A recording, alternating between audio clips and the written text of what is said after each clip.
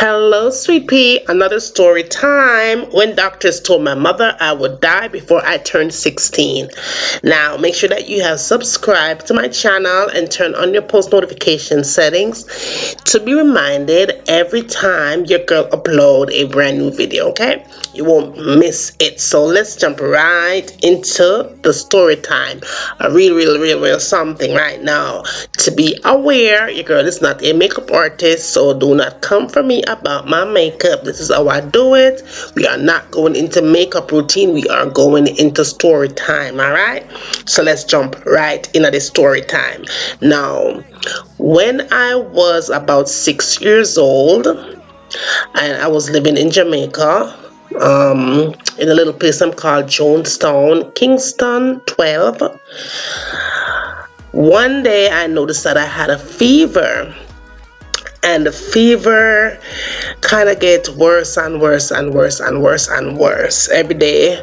But when I noticed that my grandmother was still alive at the time, and them do them little home remedy and all of them thing there, trying to get the fever under control.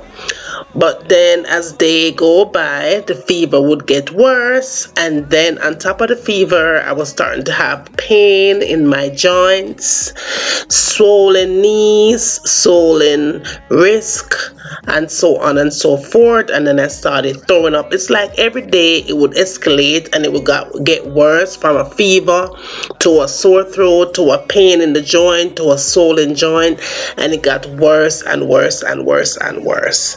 So anyway, finally my grandmother said, you know what, let's take her to the hospital because this child looked like she's about to pass out, because at this time I was having difficulty breathing, and then I had shortness of breath, and I just was unable to move at this point. I was like bedridden at this point because my joints was so swollen. So them take me to a hospital in Kingston, and the name of the hospital, if you're Jamaican, you probably know about this hospital. It's called Children's Hospital. And mind you, I was only 6 years old. So my mother and my grandmother took me to the hospital, and I can still remember clear. Even I was 6, but I can still remember everything clear. But them take me to the hospital, and remember the doctors take me immediately and start trying to get the fever under control and put IV and all them something. I couldn't move and I couldn't eat because my throat was swollen. I couldn't swallow. So I started getting like them starting feeding me through my nose and all that stuff. And long story short, I'm not gonna try to run out my story time, but I only have a certain amount of minutes on here to tell about the story, real story, right? But anyway, after that, they decided to admit me that same day. When my mother took me to the hospital, they decided that they was going to admit me. And I can remember hearing the doctor saying, we don't know, if we'll be able to save her, because based on what we've seen from the different tests that them did run, it seems like her heart is badly damaged, but we're going to run more tests and then come back with some more results. But we'll admit her, and then you can either stay with her until the tests come through, but we're going to have to keep her overnight and run some more tests because she's not able to come home because this is severe. So anyway, my mother decides that she's going to stay with me. My grandmother went home. My mother stayed with me overnight, and then put me in the ward with other children. And then I remember not being able to move or talk or anything. But then in the morning, after run the test, when the test results came back, I remember they pulled my mother. And it's not like America where they wouldn't talk about test results in front of kids. But this particular doctor, I remember his name clear. His name was Dr. Mackenzie. He was a good doctor, but now that I'm a grown woman, I could say with the results and stuff, and probably should have taken my mother to the side and probably think some little, I'm not understand what myself, but I understand. And I still remember up to this day when he said to my mother, this is what's going on. Your daughter, because the fever got so severe, the fever damaged her heart, and there's nothing that we could do to save her. Only thing we could do is to make her comfortable. So my mother said, "What is it? What she have?" So the doctors, I remember the doctor said she has rheumatic fever, and the rheumatic fever is has escalated. So now her heart is damaged. So she has rheumatic heart disease, and we could put her on medication and all of that stuff, but we're gonna try to do the best that we can do and keep her in the hospital and try to see if they wish the art get improved or anything. But at the end of the day, there's not much that they could do besides give me medication and stuff like that, and then see what happened.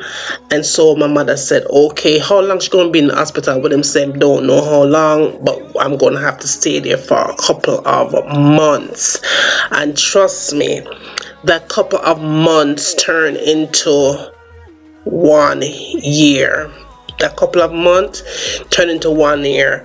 But I'm not trying to jump the story too fast, but basically I realized that the ward that them put me in was a ward that no child that came into that ward ever made it out alive. I still remember when I started to feel a little bit better, where I was able to get out of bed and all that stuff, I would see like kids coming in. There was a particular girl that was right next to me. Me and her became really, me and her become really, really good friend. I was 6 and she was probably about 7. She was about a year or two older than I was, but I didn't know how sick she was. Me and her become so close.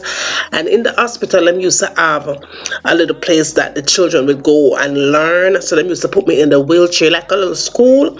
So they used to put me in the wheelchair and wheel me down to that little area where they had the classes, and I was still trying to learn. Just like I would go to school as much as I could, like to read and all that stuff. Because remember, I'm in the hospital for a whole year, so I can't get to go to school. So that's the only place I could really learn anything.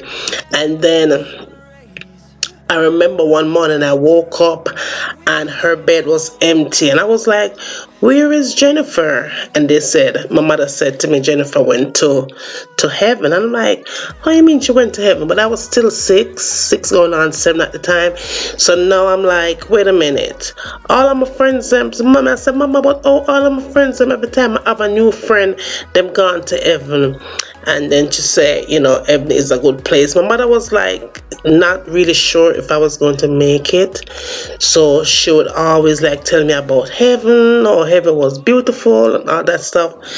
But basically, the ward that I was in, no child that admitted into that ward ever made it out alive. And so after about 6 months of being in the hospital, the doctor said the heart is not improving. And so my mother said, okay, well, if she's not improving, then what you want us to do? He said, okay, just take her home and we'll just try to make her as comfortable as possible, and just basically just give her what she wants, because we don't think she's going to live even to see her 8th birthday. She definitely not going to survive reach 16 anyway. She would never live to see a teenager. So the heart has not changed, and by this time now I start to get like swollen. It's not like I was I thought I was like gaining weight, but it's not that I was gaining weight. I was just swollen from the medication and not being active and all that stuff. Basically, my heart was working overtime, so it just made me swell up. My whole entire body was swollen. I was swollen when I tell you. But to me, it didn't feel like I was swollen. I just felt like I was fat. But Anyway, the doctor discharged me from the hospital after 6 months being there, and I went home and with the belief that, well, I never even feel like I was dying. I just felt like I was special.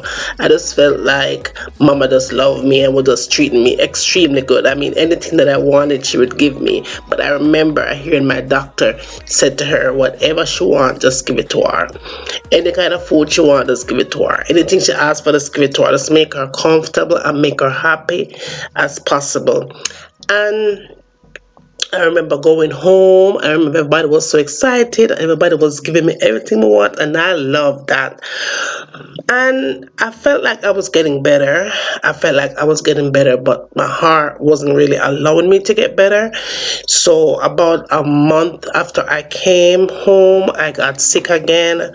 Couldn't walk, and all my joints them swell up and everything. It didn't really go away, but it just came back like really, really like full force. So I ended up back in the hospital, and then I stayed there for additional 6 months in the hospital. And eventually I had to go back to school there. I was doing everything like I was doing that the first time in there, going to school there and everything like that, and watching my friends, other patients, which would be my friends, because those were the only friends that I had.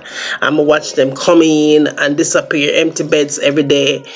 And that was sad for me because I felt so lonely. All my siblings was home, and the only time I would see them was when them come to the hospital to visit me, because it's like the water that I was in, you couldn't just come in like that, because everything would have to be sterilized. And sometimes I wouldn't even see my siblings because everything around me had to be super clean. That's why I'm still, up to this day, I'm like germophobic.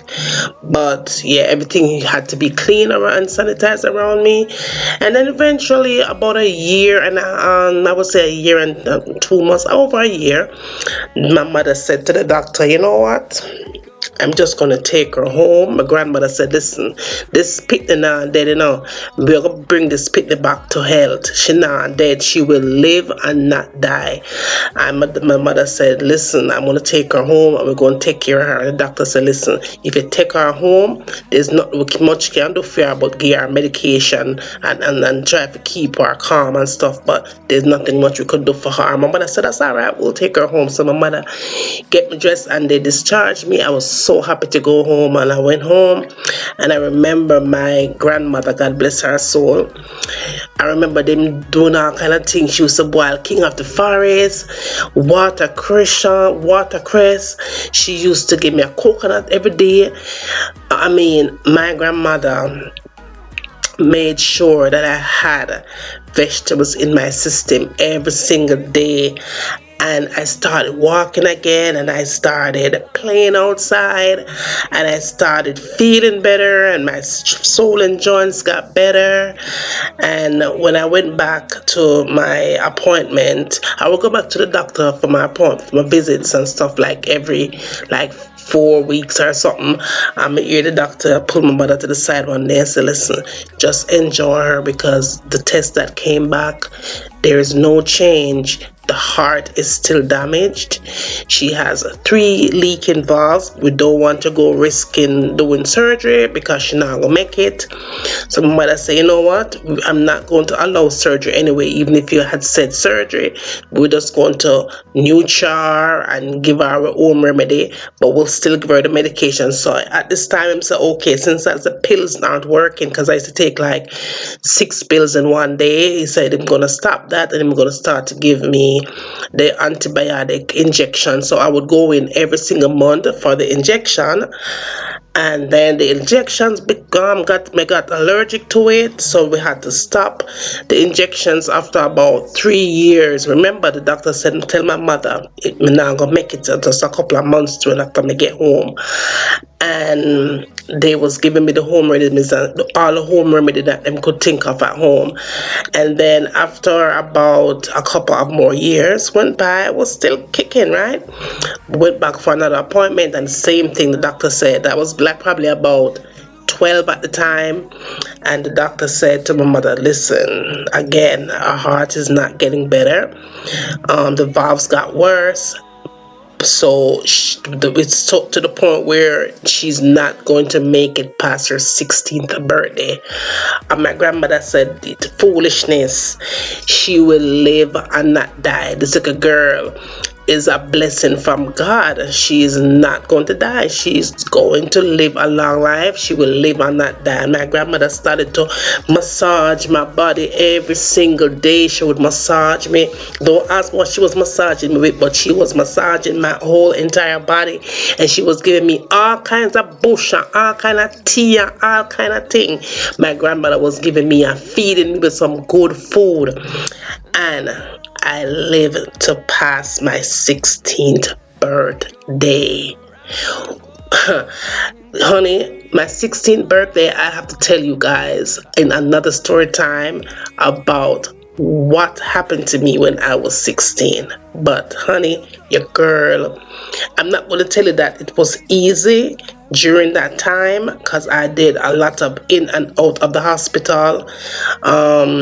When I finally got home, my mother decided to send me into a regular school, and so I went to a school in my area. It's called Jonestown Primary. I went to Jonestown Primary, and sometimes I would get sick. All the teachers know that I was sick. I had a heart condition. Kids was so cruel to me. Them used to laugh after me and mock me and tease me, and call me all kinds of names because I wasn't able to play the games and the sports and the different things that they would play. I couldn't do it because of my heart condition, and they knew it. Kids could be very, very wicked and cruel. I used to have to sit and watch them play and watch them do things, and because I couldn't do it, they used to laugh at them. And never used to want to go to school because of what the kids would put me through. And because of the heart condition, I was a little bit swollen all the time in my face, and my joints. Sometimes I couldn't run and I couldn't walk fast, so kids would tease me because of that. But you know what? It made me the woman that I am today. But thank God for my grandmother and thank God for my mother. They gave me that home remedy. You see all them bush there? My mother would go out and pick soursop leaf and breadfruit leaf and sweet sour. I mean, you name the different bushes. King of the forest. I grew up drinking tea every day, all day. They made sure that this heart would continue to beat. I mean, like I said, it was tough and it was rough for me as a kid growing up, because I spent looking at me right now, you would never know that this girl has been through so much health wise. Well, I spent most of my childhood in the hospital, and I'm still struggling with it up to today. I still have rheumatic fever, rheumatic heart disease, and if you want to know what that is, I'll probably make a separate video for that, but you can go ahead and Google it, rheumatic heart disease and its symptom, what causes it, and stuff like that. Thank God right now I'm not on any medication for that, but I still have a few of my valves that are leaking, and I do have to go into my cardiologist ever so often to get my heart checked, just to make sure that has not gotten any worse. But I try not to get stressed out over nothing, and which is very hard. But I try not to get stressed out or nothing bother me, and just to live a healthy life. The doctor said I wouldn't be able to have children. The doctor said I wouldn't pass 16, and I beat all the odds. Everything them said I couldn't do, I did it. I am a mom. I have 3 children. I'm a wife, and I've been past 16. So I beat death. This girl beat death. My grandmother always tell me, you are here for a reason. This girl will live and not die. And thank God for my grandmother. Thank God for my mother, who never gave up hope, who believed that there was something within me. They saw something inside of me that I needed to share with the world. And thank God for them. I'm here. God kept me alive for a reason. And I am so happy and I am so blessed and I'm so proud to be the woman that I am right now. Juliana. Juliana, that stands here as a true testimony that while there is life, there is hope. I hope the story touched somebody that is going through the same thing, or a family member you know that's going through similar situation. Do not give up, because when God says He's ready, that's when you move. You move on God time, not doctor's time. God time. When God say come home, that's when you come home. Don't give up or give in. Fight. Fight with all that you have inside, because there's a light inside you and the light will shine until God's ready to take you home. Well, thank you for watching and I love you guys so much. I'm going to share another story with you really soon, but give the video a thumbs up and share it as much as you like. And yeah, thank you for loving me. Thank you for the love and for your support. And yeah, more story is coming up and I will see you in my next one. I will talk to you soon. See you. Bye. Hold me close till I get up. Time is barely on our side. I don't wanna waste what's left.